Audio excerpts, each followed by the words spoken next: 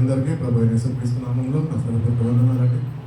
సమయం గతిస్తుంది, ఎంత త్వరగా ముగిస్తాము అన్న కూడా 12:30కి వాక్యానికి సమయము అయినా పర్వాలేదు. దానికన్నా ముందుగా ఎంతమంది లెంట్ సీజన్లో నిజంగా ప్రతిదినము ప్రార్థన చేసుకుంటున్నారు, వాక్యం చదువుతున్నారు? లెంట్ సీజన్లో ఉన్నాం కదండి. అయిపోయినాయి, ఎన్ని రోజులు అయిపోయినాయి? 22 days అయిపోయినాయి. 22 days కంప్లీట్ అయిపోయినాయి. 22 days వరకు ప్రార్థన లేదా? వ్యక్తిగతంగా దేవుని సన్నిధిలో ప్రార్థన చేసేవారిగా మీరు ఉండాలి అని మొదటి దినం నుంచి ప్రతిదినము ఇక్కడ సాయంత్రకాలము ఆరాధన జరుగుతున్నది. కాబట్టి ఫస్ట్ డే నుంచి కూడా అందరికీ తెలియజేస్తున్నది ఒకటే, ఏంటి అంటే లెంట్ సీజన్లో ఉంటున్నాము. అట్లీస్ట్ ఈ కాలంలో గుర్తించి మీ జీవితాల్లో కొద్దిగా ప్రత్యేకమైన సమయము దేవునితో గడుపుతారు అని దేవుడు ఎదురు చూస్తున్నాడు. అంటే లెంట్ సీజన్లో కానీ మనం ఇది కూడా ఇంకా శ్రద్ధ వహించాక మనం ఉంటే కనుక దేవుడు కూడా ఏమీ చేయలేడు. మీ అందరికీ నేను ఒకటి వేడుకుంటాను, ఇంకా 20 రోజులు ఉన్నట్టున్నాయి, 18-20 రోజులు ఉన్నాయి కూలి వీక్లోకి ఎంటర్ అవ్వని. సో ఈ 20 days కన్నా ఏదైనా సమయాన్ని గుర్తించి సద్వినియోగపరుచుకొని మీరు మీ గదుల్లో ప్రార్థన చేసుకోవాల్సిందిగా ప్రభు పేరున వేడుకుంటున్నాను, తెలియజేస్తాను. ప్లీజ్ దేవుని సన్నిధికి వెళ్ళండి, మోకరించండి. నేను అడుగుతున్నాను అని చేయక్కర్లేదు, దేవుడు అడుగుతున్నాడు, చెప్పమన్నాడు, చెప్పుతున్నాను. వాటి ప్రార్థన కంపల్సరీగా మనము చేసుకునే వారిగానే ఉండాలి అని దేవుడు ఆశిస్తున్నాడు, ఎదురు చూస్తున్నాడు. దేవుడు అనుగ్రహించిన రక్షణని మనం కాపాడుకోవాలి అంటే ఆయనతో నీ సహవాసము బలపరుచుకునే వాడిగా ఉండాలి. నీకు దేవునితోనే సహవాసం లేనప్పుడు నీకు రక్షణ ఎట్లా ఉంది? రక్షణ ఉచితంగా ఇచ్చేస్తాడు దేవుడు, కానీ దాన్ని కాపాడుకునే విధానము నీకు తెలియకపోతే, ప్రార్థన అనుభవము నీకు లేకపోతే, ప్రార్థన చేసే వ్యక్తిగా నీ జీవితాన్ని నువ్వు సరి చేసుకోకపోతే దేవుడు ఉచితంగా ఇచ్చిన రక్షణని నువ్వు నీ చేతులారానే పోగొట్టుకుంటావు. అందుకని ప్రార్థన చేయండి, దేవునికి కొద్ది సమయం ఇవ్వండి, ధ్యానించండి వాక్యం. ప్రభు నువ్వు నాతో మాట్లాడు, నీ కొరకు నా కొరకే కదా 2000 సంవత్సరాల క్రితం కల్వరి సిలువలో ఆయన బలియాగంగా ఆయన తను తాను అప్పగించుకున్నాడు. మరి ఆయనతో ఈరోజు మాట్లాడడానికి ఎందుకు ఒక వ్యక్తి వెనకం చేస్తున్నాడు? మన జీవితాలు మారాలన్నా, మన జీవితంలో దేవుడు అనుగ్రహించే రక్షణని మనము కాపాడుకోవాలన్నా, క్రైస్తవులకు పిలబడుతున్న మనం వ్యక్తిగత ప్రార్థన అనుభవంలో ఉండాలి. పర్సనల్ ప్రేయర్ లైఫ్ అనేది ఒక వ్యక్తికి లేకపోతే కనుక ఆ వ్యక్తి క్రైస్తవుడు కానే కాలేడు. క్రీస్తుని అంగీకరించిన మాత్రము నేను క్రైస్తవుడిని అని చెప్పుకొని లోకంలో చలమని అయిపోతావేమో, కానీ దేవుని దృష్టికి ఏమాత్రమో అంగీకారంలో జీవించదు. అందుకని వ్యక్తిగతంగా పశ్చాత్తాపడేది దేవుని ఉపవాసం ఉండకపోయినా పర్వాలేదు, కానీ ప్రార్థనలో పశ్చాత్తాపంతో ప్రార్థన చేయడము ప్రారంభించాలి అని దేవుడు కోరుకుంటున్నాం. ఒకటి దేవుడు అనుగ్రహించిన రక్షింపబడ్డాము, రక్షణ పొందుకున్నాము, బాప్తిజం తీసుకున్నాం మనమే. ఒక క్రమం లేకపోతే దేవునితో సహవాసం మనం బలపరచుకోకపోతే ఇతరులకి దేవుని గురించి ఏం చెప్తాము, ఇతరుల గురించి ఏమని ప్రార్థిస్తాం. అందుకని వ్యక్తిగతంగా ఫస్ట్ నిన్ను సరి చేసుకుంటే దేవుడు నిన్ను సరి చేయడానికి ఇష్టపడుతున్నావు. నిన్ను నువ్వు అప్పగించుకో, సరెండర్ అయిపోయినాయి. వచ్చిన వాళ్ళకి అందరికి అదే చెప్తున్నాయి, ఏంటి అంటే నువ్వు వ్యక్తిగతంగా దేవునికి సరెండర్ అయిపో, దేవుడే నిన్ను నడిపిస్తాడు. ఎన్నో ఆలోచనలతో నింపబడి ఉంటాం మనం మనుషుల. భవిష్యత్తు ఏమవుతుందో, నా ఫ్యూచర్ ఏంటో అని కంగారు పడుతూ ఉంటాం. ఈ ఫ్యూచర్ అంతా దేవుని చేతిలో ఉంది అని ఎప్పుడు మర్చిపోతాం. ఫ్యూచర్ దేవుడి చేతిలో ఉంది అని గుర్తించి నమ్మకత్వాన్ని కనపరుస్తూ ప్రార్థనలో హాజరవు ఆయన సన్నిధి దగ్గర ప్రతిదినం. నేను చెప్తూ వచ్చాను కదా, ఒక వ్యక్తి మీద ఒక నింద కేసు వేశారనుకోండి, ఆ వ్యక్తి ఏమవ్వాలా? కోర్టుకి రాకపోతే పోలీస్ స్టేషన్కి హాజరవి అటెండెన్స్ ఇవ్వాలి. అట్లనే మన జీవితాల్లో కూడా దేవుని దగ్గరికి ప్రతిదినం వెళ్ళి ప్రభు నేను ఇక్కడ ఉన్నాను, ఇది నా పరిస్థితి అని దేవుడికి చెప్పేవారిగానే మనం ఉండాలి. కానీ ముఖం చాటేసుకొని తిరిగితే దేవుడు కూడా ఏం చేయలేదు. దేవుడు ఇప్పటికీ కూడా నిన్ను నన్ను ప్రేమించాడు, ఆయన ప్రాణాన్ని పెట్టాడు. ఇప్పటికీ కూడా ఆయన కనురెప్పవల్ల నిన్ను నన్ను కాచి కాపాడు. సజీవ లెక్కలో ఉన్నాము అంటే మన గొప్పతనం కాదు, మనమేమో మంచివారం అని కాదు, కానీ దేవుడు అపారమైన ప్రేమతోని నిన్ను నన్ను జ్ఞాపకం చేసుకుంటాడు. కాబట్టి ఆ ప్రేమను ఒకసారి గుర్తించి ఆయన దగ్గరికి వెళ్ళి క్షమాపణ పొందుతుంది. ప్రతిదినం శిల్వ ధ్యానాలు అంటారు ఈ దినాలు. ఎంతమంది శిల్వ ధ్యానిస్తారు? వాక్యంలో చదవరు మీరు, ఇంకా శిల్వను ధ్యానిస్తారా? ధ్యానించాలని ఒక క్రైస్తవుడు ప్రతిదినము ఆ శిల్వని ధ్యానించాలి. ఆ సిలువ ఎప్పుడైతే మనం ధ్యానిస్తామో, ఆ సిలువని నువ్వు ధ్యానిస్తున్నప్పుడు ఆ సిలువ నీకు చెప్తుంది నువ్వేంటో. నువ్వు ఎంత పెద్ద ఘోర పాపివో ఆ సిలువ నీకు తెలియజేస్తుంటుంది. అందుకనే మనం ఇష్టపడం, మన పాపాలు ఎక్కడ బయటపడుతుంటాయి, ఎందుకు ఒప్పుకోవాలి వాటిల్ని, చేసేస్తాం కదా మనకు అక్కర్లేదు అని మనము ఇంకా పాపంలోనే ఉంటున్నాం. ఆ పాపం నుంచి నువ్వు బయటకు దేవుడు అదే కోరుకుంటున్నాడు. నేను నిన్ను ఆశీర్వదిస్తాను అన్న మన శాపము ఆయన తీసివేయడానికి తను శాపగ్రస్తుడుగా మారడం. ఈరోజు ఇంకా శాపం వెంటాడుతుందేమో, నేను వెళ్ళు ప్రభు దగ్గరికి వెళ్ళి మోకరించి ప్రార్థించు, ప్రభు నా మీద ఉన్న శాపాన్ని నువ్వు తీసివేయడం. మనుషులందరి మీద ఏం శాపం మోపబడ్డది? మరణం, పాపము అనే శాపము అంటే దాని నుంచి బయటకు వచ్చావు. దాని నుంచి బయటకు రాకపోతే ఇంకా రా, ఏదో దేవుని దగ్గరికి వెళ్ళు, పశ్చాత్తపడు, కన్నీళ్ళు వేడు. అన్నిటికీ ఏదో లేదో అని కోల్పోతాము, ఏడుస్తాము, లేకపోతే కన్నీళ్ళు కారుస్తాము. కానీ నువ్వు చేసిన పాపాల నిమిత్తం ఎప్పుడైనా వెళ్ళి ప్రభు దగ్గర కన్నీళ్ళు కాచావు? అడుగు పరిశుద్ధాత్మ దేవుని.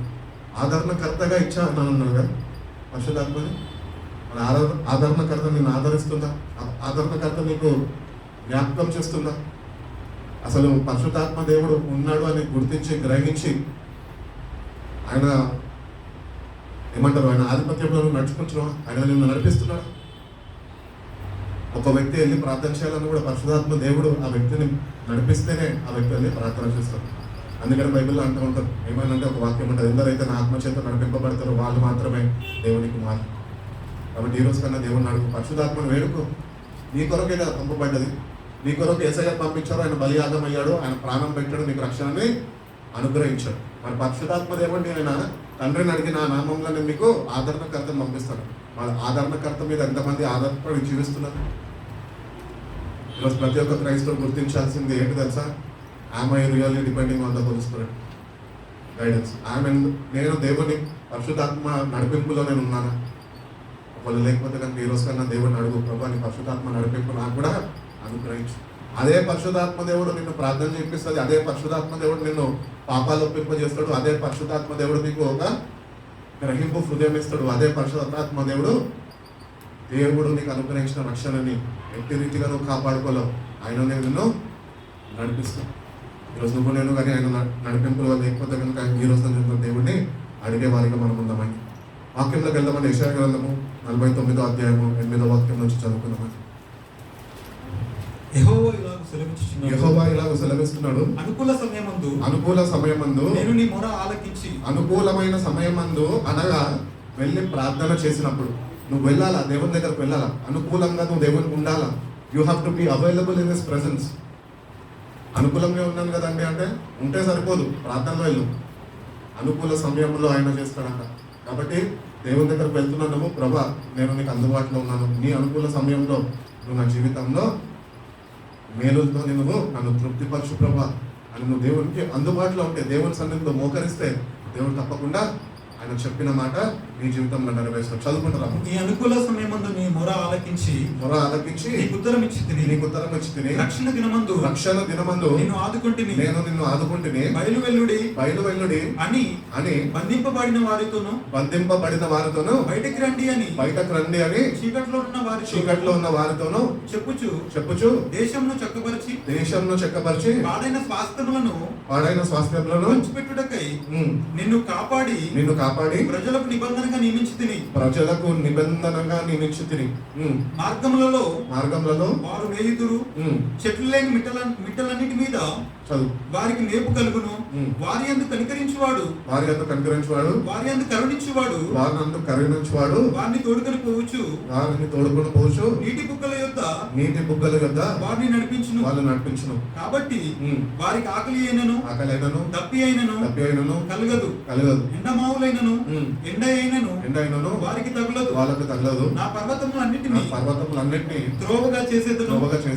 నా రాజ్య మార్గములు ఎత్తుగా చేయబడును. చూడుడి మీరు దూరం నుండి వచ్చుచున్నారు. వీరు ఉత్తర దిక్కు నుండి పడమట దిక్కు నుండి వచ్చుచున్నారు. వీరు సీనీల దేశం నుండి వచ్చుచున్నారు. శ్రమనుందిన తన జనుల యందు జాలిపడి యెహోవా తన జనులను ఓదార్చి ఉన్నాడు. ఆకాశమా ఆకాశమా ఉత్సాహధ్వని చేయుము, ఉత్సాహధ్వని చేయుము, భూమి సంతోషించుము, భూమి సంతోషించుము, పర్వతములారా పర్వతములారా ఆనందధ్వని చేయుడి. ఆనందధ్వని చేయుడి. అయితే సియోను యెహోవా నన్ను విడిచిపెట్టి ఉన్నాడు, ప్రభువు నన్ను మరిచి ఉన్నాడని అనుకొనుచున్నది. స్త్రీ తన గర్భమున పుట్టిన బిడ్డను కరుణింపకుండా. చాలమ్మా, ఇక్కడ వరకు చూసుకున్నాం కదా. సో ఇదంతా దేవుడు ఏం చెప్తున్నాడంటే, నా జీవితంలో ఏదైతే కోల్పోయినామో God wants to restore it. మనం తిరిగి మళ్ళీ అవి పొందుకోవాలంట. దేవుడు రక్షణను ఇచ్చాడు. ఎప్పుడు 2000 సంవత్సరాల క్రితం నీ కొరకు చనిపోయినప్పుడు రక్షణ నీకు ఇవ్వబడ్డది. కానీ రక్షింపబడ్డ మనము ఆ రక్షణ ఏమైనామంట, కోల్పోయినామంట. ఈరోజు రక్షణ అనుభవం లేదు క్రైస్తవుడికి.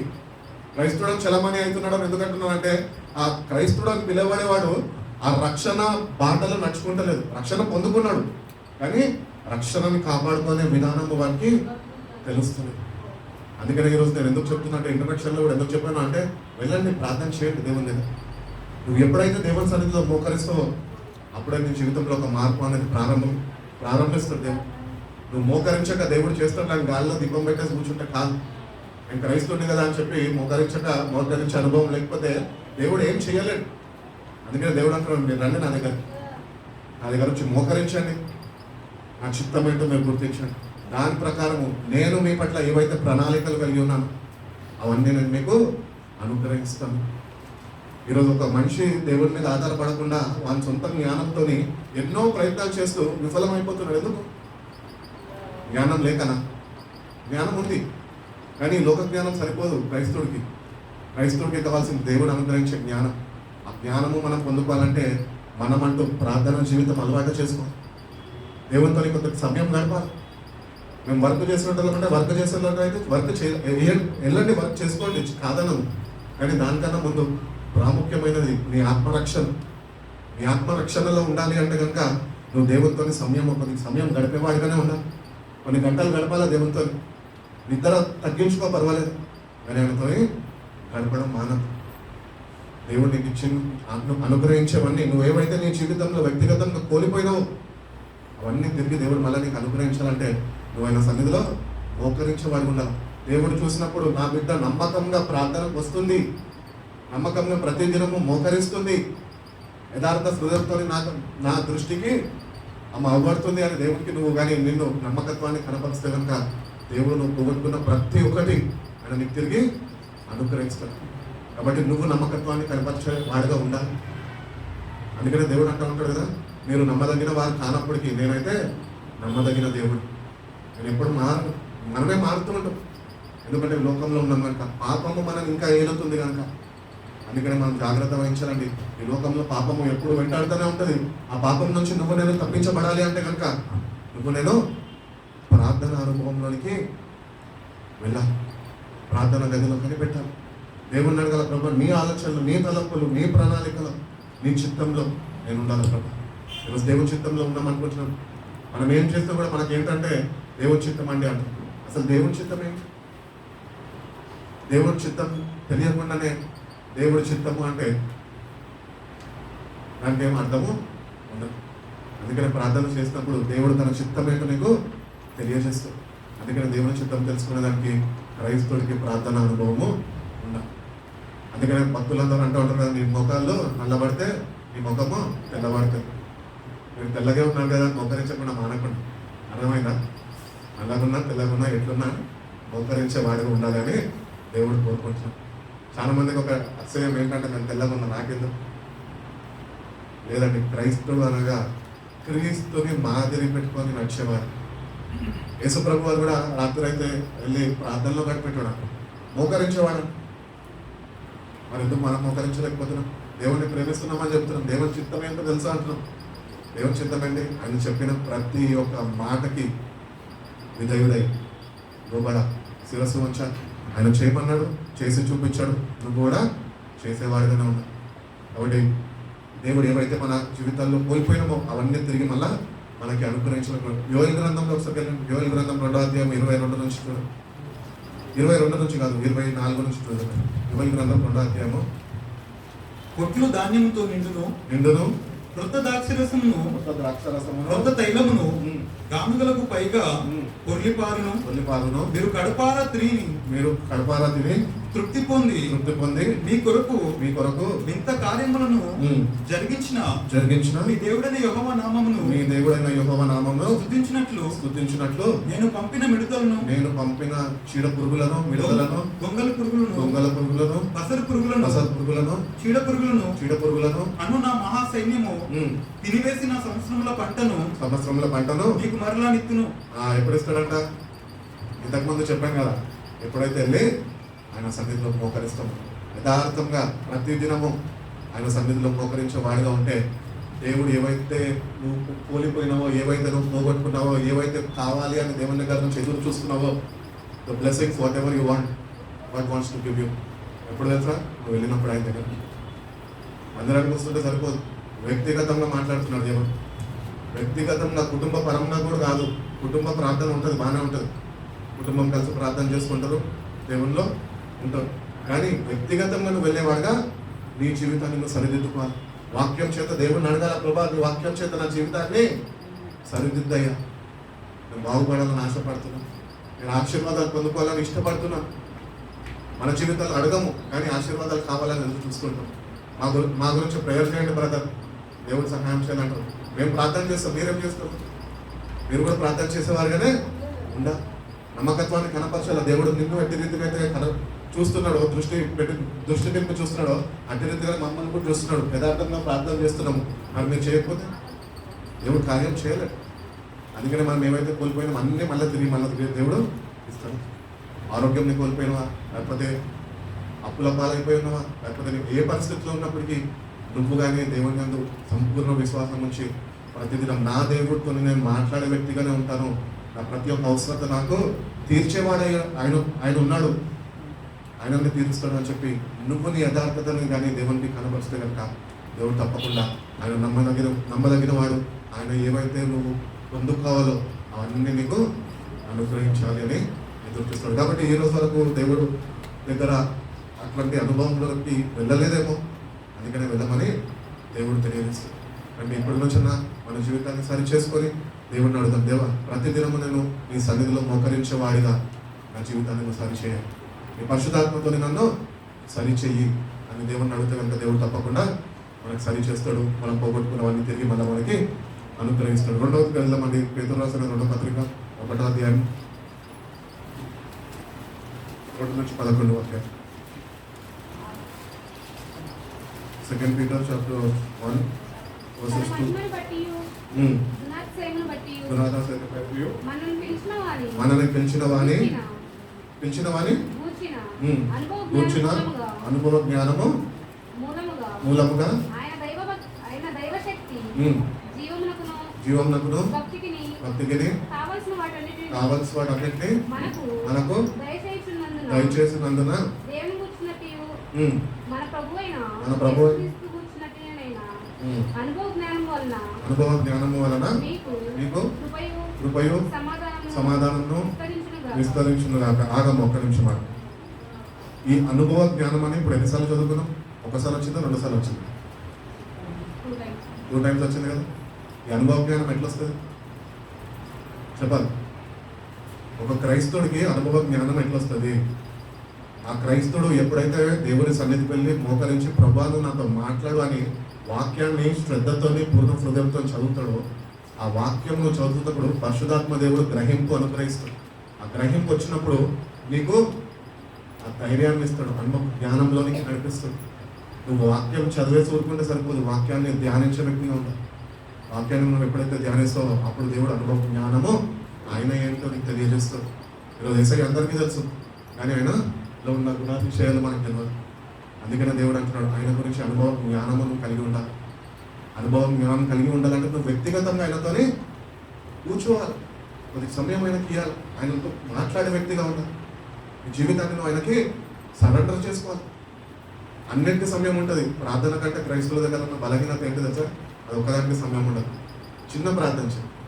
నేను కూడా అట్లా అంటుండే ఇంట్లో, మా డాడీ ప్రార్థన చేస్తే దగ్గర 25 minutes 30 minutes ప్రార్థన ఉంటుంది. పాటలు పాడేటప్పుడు ఇంకొక 25 నిమిషాలు అంటే దగ్గర ఒక 45 minutes 1 hour ఫ్యామిలీ ప్రేయర్లు వెళ్ళిపోతుంది. సో అప్పుడు మేము కూడా అనేట్లా ఏమన్నా చిన్న ప్రేయర్ చేయడానికి నిద్ర వస్తుంది, అట్లనే అలవాటు అయిపోయింది మనకు చిన్న ప్రార్థన. లేదండి, క్రైస్తవుడికి అవమానకరం అని, దేవుని నామంకి కూడా ఏమాత్రము ఘనతగా మనం జీవించలేం అట్లుంటే. అందుకనే ప్రార్థనలో గడపాలి. ఎడతెగగా ప్రార్థన చేయండి అంటున్నాడు. ఎందుకు? ఆయన గురించి తెలుసుకోవాలన్నా, ఆయన చిత్తం ఏంటి, ఆయన చిత్తంలో మనం ఉన్నామా, వాక్యాన్ని ధ్యానించాలా, అనుభవ జ్ఞానం అనుగ్రహించు దేవా అని అడిగితే పరిశుద్ధాత్మ సహాయంతో మనకు అనుభవ జ్ఞానము దేవుడిస్తాడు.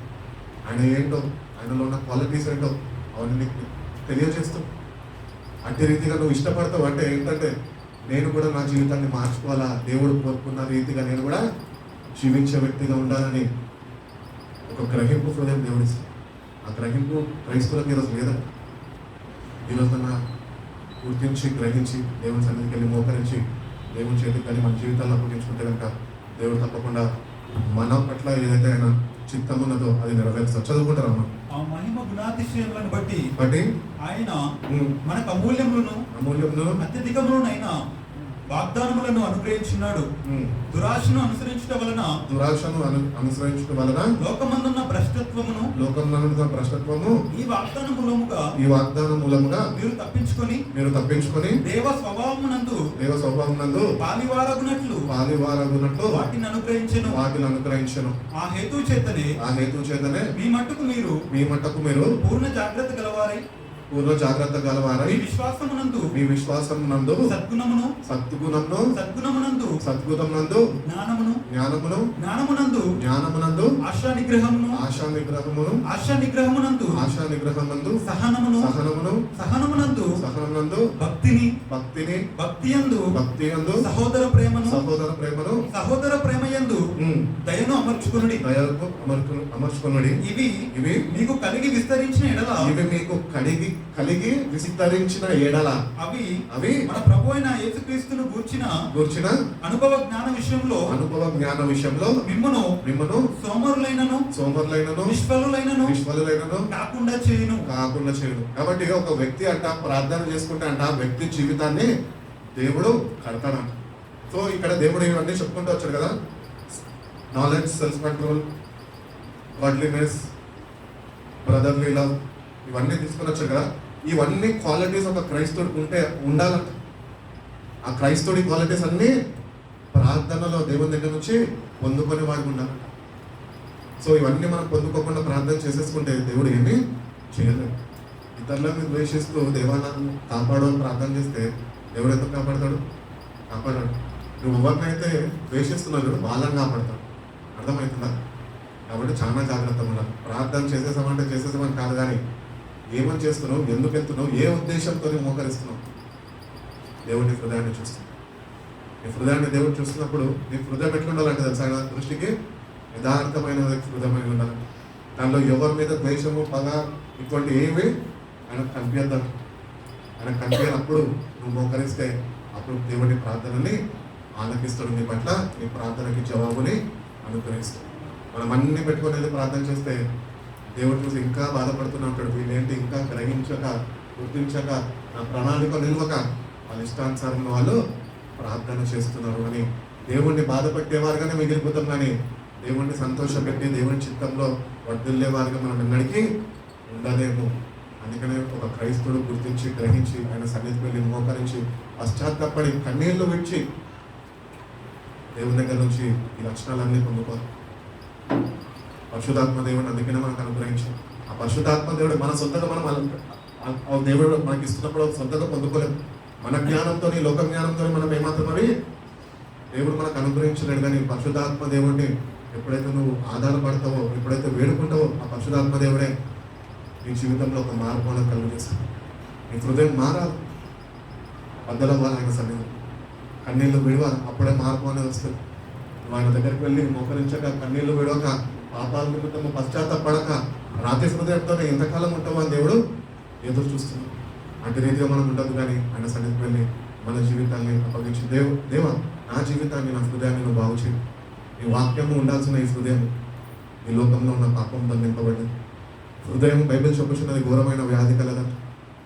ఆ వ్యాధి నుంచి దేవా నాకు విడుదల కలుగజేయని కన్నీళ్లు విడిస్తేనే ఆ వ్యాధి నుంచి దేవుడు నిన్ను తప్పిస్తాడు, నీ హృదయాన్ని మారుస్తాడు.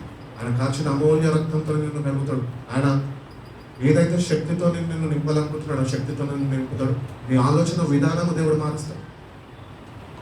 ఇవన్నీ ఒక క్రైస్తవుడు గ్రహించి అవి పాటించేవాడు కూడా అప్పుడు నువ్వు దేవుడు అనుగ్రహించిన రక్షణలో ఆనందించేవాడు కూడా. ఈరోజు క్రైస్తవులకి రక్షణ ఉందంట కానీ ఏం లేదట చెప్పాలి. రక్షణ ఆనందం లేదంట, ఆనందాన్ని కోల్పోయారు. దేవుడితో సమాధానం ఉంటే ఆనందం ఉంటుంది, దేవుడితో నీకు సమాధానమే లేదా, ఆనందం కోల్పోయినావు కదా.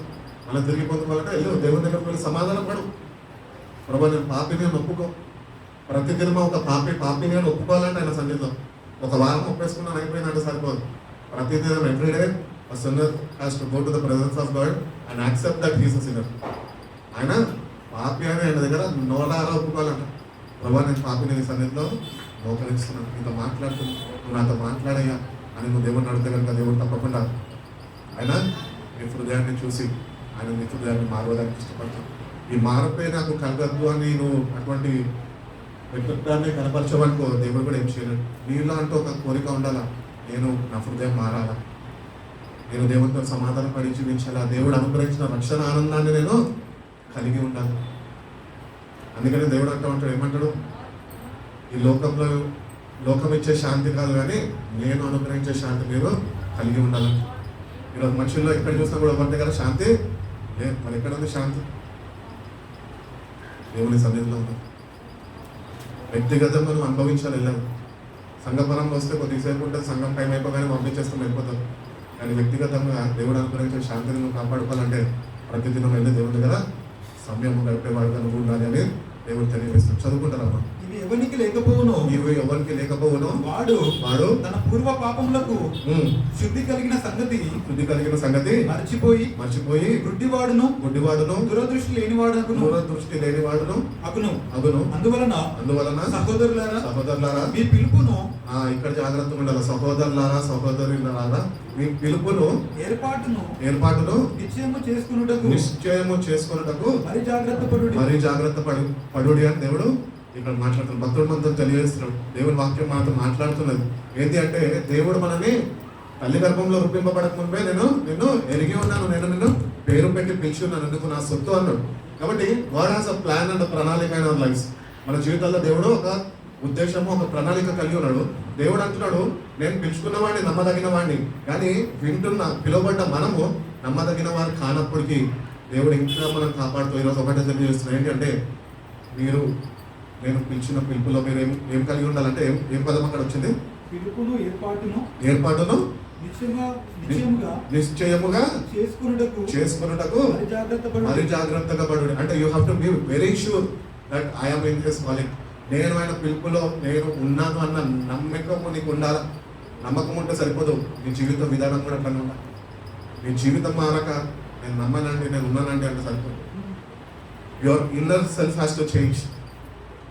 ఈ లోపల మనిషి మార్చబడి అప్పుడే దేవుడు పిలిచిన పిలుపుకు మనము జాగ్రత్త వహించి కాపాడుకోగలుగుతాం.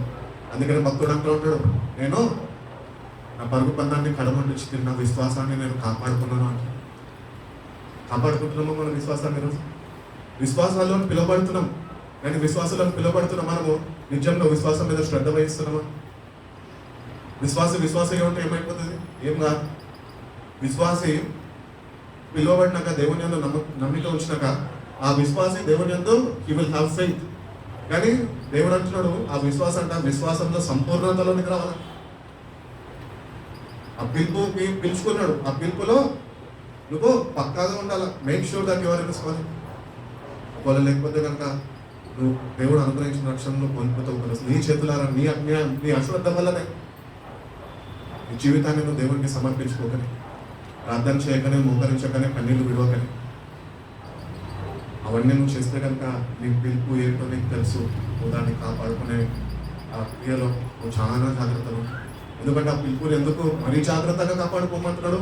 ఎందుకంటే పిలిచినవాడు నమ్మదగినవాడు, పిలువబడ్డ మనం నమ్మదగిన వారం కాదు. కానీ అంతవరకు మనకు తోడుగా ఉంటానన్న దేవుడు ఒకటే భయపడుతున్నాడు. ఏంటి అంటే, మనం ఎక్కడన్నా పోగొట్టేసుకుంటామో, తప్పిపోతామేమో, ఆ పిలుపు నుంచి వైతొలిగిపోతామేమో. అందుకని అంతవరకు జాగ్రత్తగా కాపాడుకోండి. దేవుడు పిలుచుకున్నాడు, ఆ రాజ్యం ఇస్తా అన్నాడు మనకి. ఈ లోకంలో ఎవరు పిలిచి నా రాజ్యం నీకు ఇస్తానని చెప్పాలి, కానీ దేవుడు తన ప్రాణాన్ని నీకు అర్పించుకొని ఒకటే చెప్పాడు, నీ హృదయాన్ని కలవరపడలేదు, నేను మా తండ్రి ఇంటికి వెళ్ళి అనేక గృహాలు సిద్ధపరిచి నేను వచ్చి మళ్ళా మిమ్మల్ని నేను తీసుకొని వెళ్తాను, ఆ రాజ్యం నీకు అనుగ్రహిస్తాను అని. మన రాజ్యం వరకు ఎంత శ్రద్ధ వహిస్తున్నాడు ఒక క్రైస్తవుడు. చాలా జాగ్రత్తగా ఉండాలండి. క్రైస్తవ జీవితం, క్రీస్తుని వెంబడించడం అంటే ఏదో ఆషామాషి కాదు, చులకనగా తీసుకోవడానికి ఏమాత్రం లేదు. శ్రద్ధ వహించాలి, జాగ్రత్తగా భయభక్తులతో, ఎక్కడ పోగొట్టుకుంటూనే మనం భయంతో క్రైస్తవులు మేల్కొంటే కనుక దేవుడే అంతం వరకు కాపాడుతాడని దేవుడు తెలియజేస్తున్నాడు. 3వ వాక్యంలోకి వెళ్దాం. యోహాను సువార్త 6వ అధ్యాయము త్వరగా వెళ్దాం, సమయమైంది. 6వ అధ్యాయము 36 నుంచి 36 నుంచి చదువు. మీరు నన్ను చూసి విశ్వసింపక ఉన్నారని మీతో చెప్పి తిని తండ్రి నాకు అనుగ్రహించిన వారందరూ నా యొద్దకు వత్తురు, నా యొద్దకు వచ్చేవారిని నేను ఎంత మాత్రము బయటకు త్రోసివేయను. ఒక నిమిషం ఆగండి. తండ్రి నాకు అనుగ్రహించిన వారిని వారంట నా యొద్దకు వస్తారంట. అంటే ఇది ఎట్లా అర్థమవుతుంది? మేము క్రైస్తవులమన్నా, దేవుడిని అంగీకరించమన్నా, చర్చి కనిపించినా అందుకనే వచ్చామన్నా, దేవుడు మమ్మల్ని ఆకర్షించాడన్న. ఇక్కడ ఇంకొక లోతైన అనుభవంలో ఒక క్రైస్తవుడు ఏంటి తెలుసా? తండ్రి నాకు అనుగ్రహించిన వాడిని వాళ్ళు నా దగ్గరికి వస్తారంటే ఒక క్రైస్తుడు ప్రాక్టికల్ గా దేవుని దగ్గరికి వెళ్ళే అనుభవంలోనికి వెళ్ళాలి. అదే ప్రేయర్ లైఫ్. నువ్వు నిజంగా క్రైస్తవుడు అని పిలవడుతూ మందిరానికి చుట్టూ తిరుగుతున్నావేమో, మందిరానికి వెళ్తున్నావేమో, కానీ నీకు వ్యక్తిగతంగా ఆయన దగ్గరికి వెళ్ళే అనుభవం లేకపోతే నువ్వు ఆయన పిలుపులో లేవు అని అర్థం. కాబట్టి ఈరోజు క్రైస్తవుడు కంపల్సరీ ఆయన నాకు అనుగ్రహించిన వారు నా యొద్దకు వస్తారు. వెళ్ళు దేవుని దగ్గరికి, ఆయన ఎదురు చూస్తున్నాడు. కూడా వ్యక్తిగతంగా నువ్వు వచ్చి ఆయనతో మాట్లాడతావేమో, మోకరిస్తావేమో, అనేక విషయాలు నీతో మాట్లాడాలనుకుంటున్నాం. అందరి మధ్యలో ఉంటే పర్సనల్గా మాట్లాడగలుగుతామా? మాట్లాడలేదు. ఎందుకు? అందరూ ఉన్నారు కాబట్టి, ఇబ్బందికరంగా ఉంటుంది కాబట్టి. వ్యక్తిగతంగా ఒక వ్యక్తితో మాట్లాడాలంటే ఏం చేస్తాము? పక్కకి పిలిచో, లేకపోతే ఎవరు లేనప్పుడు చూసి మాట్లాడతాం. అదే దేవుడు చేయాలనుకుంటాడు మనతో. వ్యక్తిగతంగా నువ్వు నా దగ్గరికి రా, వ్యక్తిగతంగా నువ్వు నాతో వస్తే నేను మాట్లాడతాను. జీవితం ఏంటో నేను చెప్తాను. నేను నీ జీవితాన్ని ముందుకి రాబోయే రోజుల్లో ఎట్టి రీతిగా నేను నడిపిస్తానో అవన్నీ నేను నీకు తెలియజేస్తాను. జరగబోయే సంగతులన్నీ చెప్తా అన్నాడు. వాళ్ళు వెళ్ళి తెలుసుకునే దానికి నీకు శ్రద్ధ లేకపోతే నేనేం చేస్తాను? దేవుడు ఏం చేయగలుగుతాను? కాబట్టి దేవుడు అంటున్నాడు, తండ్రి నాకు ఇచ్చిన వారు నా యుద్ధకు వస్తారా అనగా సెకండ్ లోతైన అనుభవం ఏంటంటే పర్సనల్ ప్రేయర్ లైఫ్లోనికి ఒక క్రైస్తవుడు వెళ్ళాలి. మందిరంకి వెళ్ళిపోతే క్రైస్తవుడికి సరిపోదు. వాక్యంలో బలపడాల, వాక్యంలో స్థిరపడాలా, పరిశుద్ధాత్మతో నడిపింపబడాలి. ఎవరు మీరు? ఎవరైతే వాక్య ధ్యానం చేసి ప్రార్థనలో కనిపెడతారో, దేవునితో మాట్లాడతారో, దేవునితో సమాధాన పడుతూ దేవుడు అనుగ్రహించిన మేలులు ఈదులన్నీ పొందుకుంటూ ముందుకు వెళ్తారు విశ్వాసంతో, వాళ్ళతో దేవుడు మాట్లాడతారు. ముఖాముఖిగా మాట్లాడాలంట. మోషేని రమ్మన్నాడు, 10 ఆజ్ఞలు ఇచ్చినప్పుడు పైకి రమ్మని ముఖాముఖిగా మాట్లాడాలని పిలిచాడు. ఈరోజు అదే తెలియజేస్తున్నాడు నీకు కూడా, నాకు కూడా. You personally come in to my presence and నీలో టోటల్ సరెండర్. మోకరించడం అంటే దేవుడు నాకు ఇంకేమీ లేదు, నేను నీకు అప్పగించుకుంటున్నాను, చేతులు ఎత్తడమే. నువ్వు దేవునికి నీ అవసరత చెప్పక్కర్లేదు, దేవుడిని ఏమన్నా మేలు అడిగి పొందుకోక్కర్లేదు. నీ జీవితాన్ని ఫస్ట్ ఆఫ్ ఆల్ ఆయనకు సరెండర్ చేసేయి, ఆయనకు అప్పగించేసుకో. అప్పుడు దేవుడు ఏమి చేయాలో చేస్తాడు. పనికిరాని పాత్రలో పనికి వచ్చే ఉపయోగకరమైన పాత్రగా ఆయన మారుస్తాను. ఈరోజు పనికిరాని ఏంటి, నా జీవితం ఇంత పనికిరాని జీవితంలాగా ఉండిపోతుందని ఆలోచిస్తున్నామేమో. నువ్వు పనికొచ్చే దేవుని దగ్గర వెళ్తే నేను పనికొచ్చే పాత్రగానే మారుస్తాను. ఉపయోగకరమైన పాత్రగా, అనేకులకి ఆశీర్వాదకరంగా, దీవెనకరంగా, అనేకులకు ఒక మాదిరికరంగా నీ జీవితాన్ని స్థిరపరుస్తాడు. కాబట్టి నీ అంతటా నువ్వు కృషి చేయాలి. నీ అంతటా నువ్వు దేవునితోనే సహకరించేవాడు కూడా.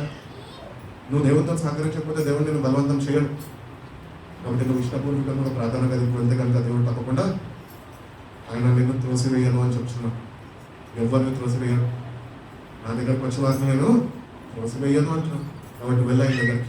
మనం ఎవరి దగ్గర వెళ్తాం తెలుసా? ఎవరైతే మనం త్రోసివేస్తారు ఈ లోకంలో వాళ్ళనే కోరుకుంటుంటాం. అట్టి రీతిగా కాక కోరుకున్న దేవుడి దగ్గరికి మనము వెళ్ళాలి అని దేవుడు తెలియదు. చదువు. నా ఇష్టంను నెరవేర్చుకున్నటకు నా ఇష్టంను నెరవేర్చుకున్నటకు నేను రాలేదు. నన్ను పంపిన వాని చిత్తము నెరవేర్చుటకే పరలోకం నుండి నేను దిగి వచ్చి తిని ఆయన నాకు అనుగ్రహించిన దాని అంతటిలో నేను ఏమీ పోగొట్టుకొనక అంటే దేవుడు ఎంత చేస్తున్నాడంటే నిన్ను పోగొట్టుకునేదానికి దేవుని యొక్క ఉద్దేశం కాదు, కానీ నువ్వే దేవుని ఉద్దేశంని గుర్తించక, దేవుని ప్లాన్లో లేక, నువ్వే నీ చేతులారనే ఆయన సన్నిధికి వెళ్ళక, నీ జీవితాన్ని సరి చేసుకోక, నువ్వే నిన్ను పోగొట్టుకుంటున్నావు చేతుల. కాబట్టి దేవుడు అంటున్నాడు, నాకు అనుగ్రహించిన వారిని నేను ఎవరిని నేను పోగొట్టుకోను. శ్రద్ధ వహిస్తున్నాడు దేవుడు మన పట్ల. అందుకని ఇంకా ఎక్కడ ఒకవేళ పోగొట్టుకుంటే ఎక్కడ నాశనానికి గురైపోతారేమో, నరకంకి వెళ్ళిపోతారేమో వీళ్ళు, అగ్నిలో కాలిపోతారేమో వీళ్ళు అని దేవుడు ఇంకా మనకు అవకాశం ఇస్తూనే వస్తున్నాడు. చదువుతున్నాడు. నేను ఏమీ పోగొట్టుకునక అంత్య దినమున దాన్ని లేపుటయే నన్ను పంపిన వాని చిత్తమై ఉన్నది. కాబట్టి దేవుడు ఇక్కడ మాట్లాడుతున్నది ఏంటి తెలుసా? ఈ జీవితము మాట్లాడుతున్నాడు, ఈ జీవితం తర్వాత రాబోయే జీవితం గురించి కూడా మాట్లాడుతున్నాడు. God is talking about this life and the life to come. ఎందుకంటే క్రైస్తవుడు ఒకటి గుర్తించాలి, ప్రతిసారి అందరికీ చెప్తూనే ఉంటాము ఏంటి అంటే, క్రైస్తవుడిది ఇది జీవితం కాదు, చనిపోయినాక క్రైస్తవుడిది జీవితం ప్రారంభం అవుతుంది. ఆ ప్రారంభము ఎక్కడ ప్రారంభం అవ్వాలని నువ్వు ఈ జీవితంలో శ్రద్ధ వహిస్తున్నావు.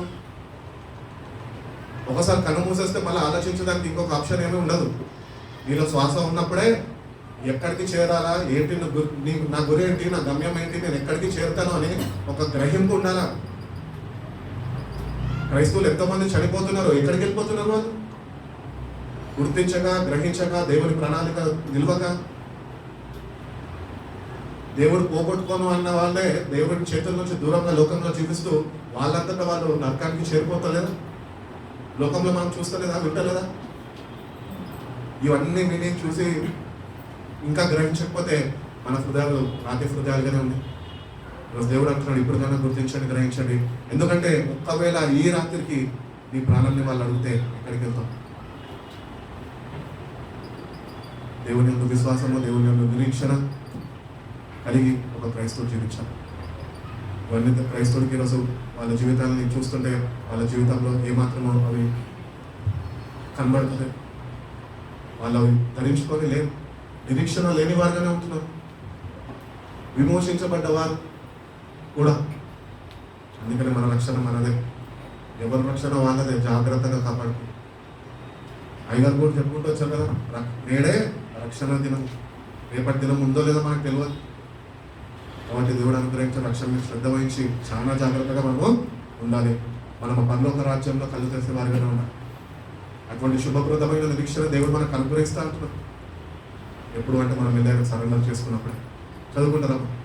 కుమారుని చూచి ఆయన యందు విశ్వాసం ఉంచు ప్రతివాడు నిత్య జీవం పొందుటయే నా తండ్రి చిత్తము అంత్య దినమున నేను వాణ్ణి లేపుదును. కాబట్టి ఒకవేళ మన సమయం ముగింపబడి చనిపోయినా కూడా క్రీస్తులో చనిపోతే, బైబిల్ దగ్గర పత్రికలో అంటాడు, క్రీస్తునందు మృతులైన వారు ధన్యులు అంటారు. ధన్యతకరమైన జీవితం ఉందా మనకు? అసలు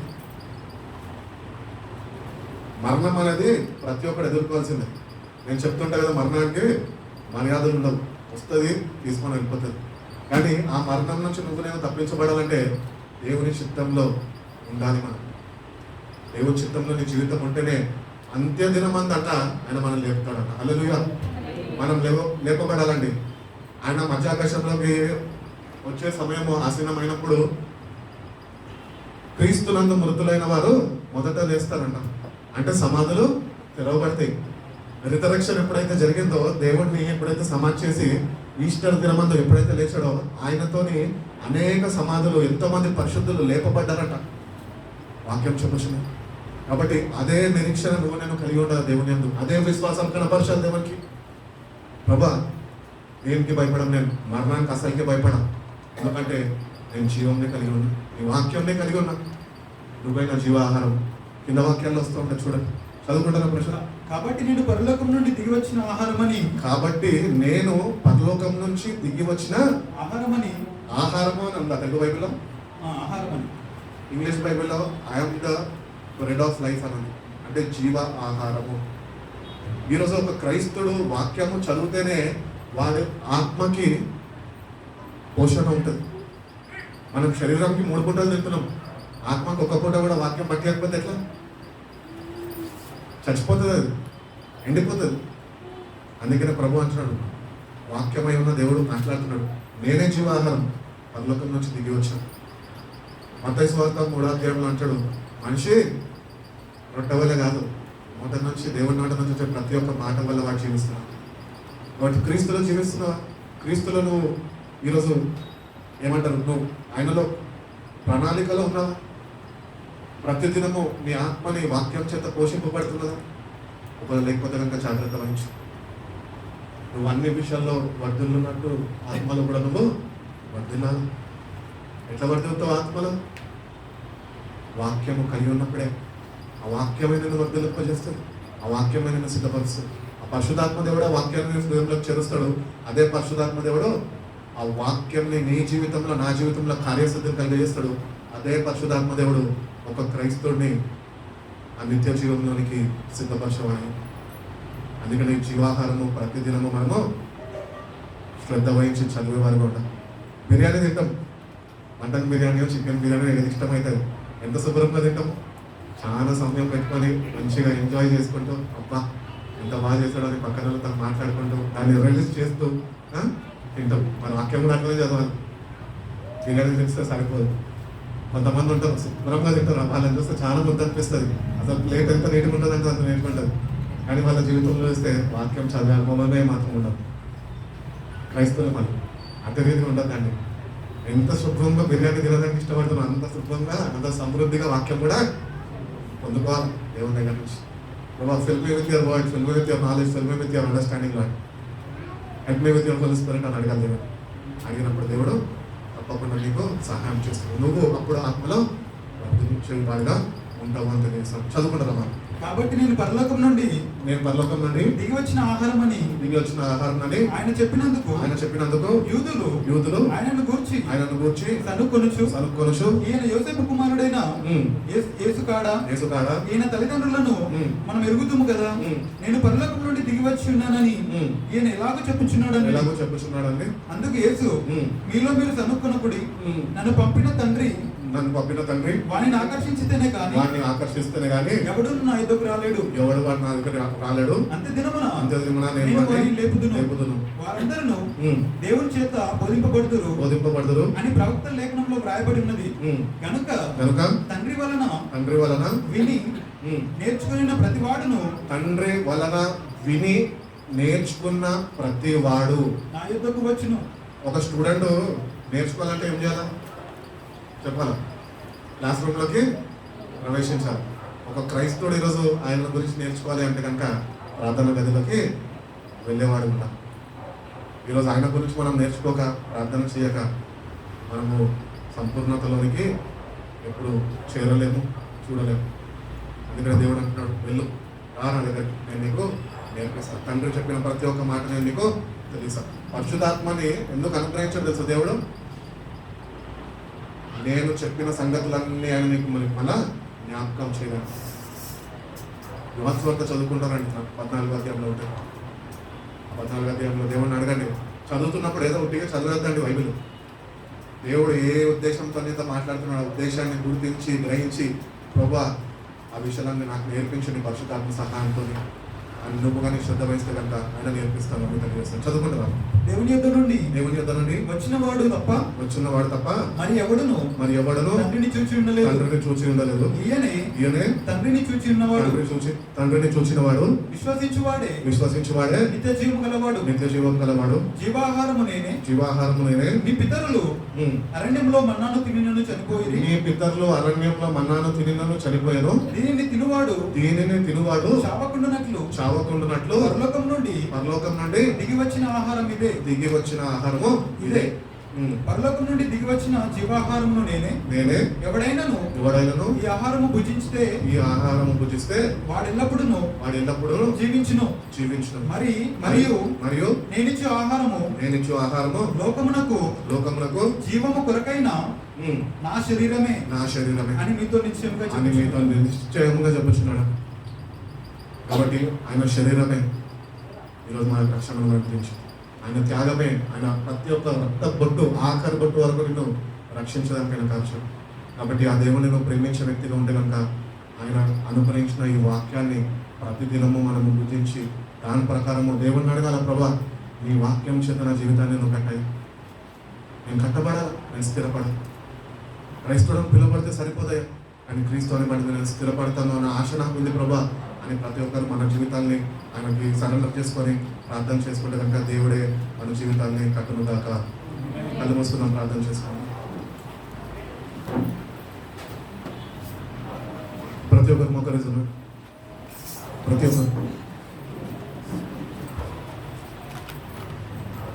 ఇప్పటి వరకు విన్నాము వాక్యము. ప్రభా విన్న వాక్యాన్ని నేను మా హృదయంలో చేర్చుకునే కృపను మాకు దయచేయండి ప్రభా. విండి విడిచిపెట్టేవారుగా కాదు ప్రభా, దాన్ని ధ్యానించి దానికి లోబడి ప్రభా ఆ వాక్యం చేత మా జీవితాన్ని మేము కట్టుకునేదానికి మేము సహాయం చేయండి. వచ్చిన ప్రతి బిడ్డను బట్టి నీకు వందనాలు చెల్లిస్తుంది. ప్రతి ఒక్క బిడ్డను మీరు దర్శించండి. బిడ్డలనైనా మీరు వాక్యం చేత కట్టమని అడుగుతున్నాం తండ్రి. మీ వాక్యంలో వాళ్ళ జీవితాలనైనా స్థిరపరచుకునే కృపను, అటువంటి జ్ఞానాన్ని, శక్తిని బిడ్డలకు మీరు అనుగ్రహించండి ప్రభా. మీ సన్నిధిలో ప్రతిదినమునైనా యథార్థతను కనుపరుస్తూ ప్రభా వాళ్ళు మోకరించే వారిగానైనా వాళ్ళని మీరు మార్చండి. అటువంటి ఆలోచనలైనా వాళ్ళు పుట్టించండి ప్రభా. మీతోని సమాధానపడి ప్రభా ప్రతి దినమునైనా మీరు అనుగ్రహించిన జీవాహారం చేతనైనా వాళ్ళు పోషింపబడుతూ ఆత్మలో వర్ధలుతూ ప్రభా మీ కృపలోనైనా భద్రపరచబడుతూ ప్రభా మీరు ఆకడ ప్రభునైనా మన సిద్ధపాటు కలిగి జీవించే భాగ్యం తెచ్చండి. మీరు మీ బిడ్డలకు తోడుగా ఉండండి. ఏ కష్టాల్లో ఉన్నారో, ఏ ఇరుకులు ఇబ్బందుల్లో ఉన్నారో మీరైనా బిడ్డలకు తోడుగా ఉండండి. మీ సహాయం అనుగ్రహించండి. మీరే సహాయం చేయండి ప్రభా. బిడ్డల్ని బలపరచండి. మీరు లేవనెత్తండి నేను మీ కొరకు సాక్షులుగా ప్రతి ఒక్క బిడ్డ మీరు తీర్చిదిద్దండి. నేను మీరే బిడ్డలకు తోడుగా ఉండండి. బిడ్డలనైనా మీ పరిశుద్ధాత్మతోనైనా బలపరచండి. దృష్టి నుంచి తప్పించండి. నేను మీరేమైనా బిడ్డలకు తోడుగా నూతన కార్యాలు జరిగించండి. మీకు సమీపంగా జీవించే జీవితాలు ప్రతి ఒక్క బిడ్డకు మీరు అనుగ్రహిస్తున్నామని ప్రతి ఒక్క బిడ్డకు మీ చేతులుగా అప్పగిస్తాం. మీ చేతులతో ప్రతి ఒక్క బిడ్డను మీరు ఆశీర్వదించమని అతను యేసుక్రీస్తు నామములో ఈ ప్రార్థన అడిగి వేడుకొచ్చిన పరమ తండ్రి.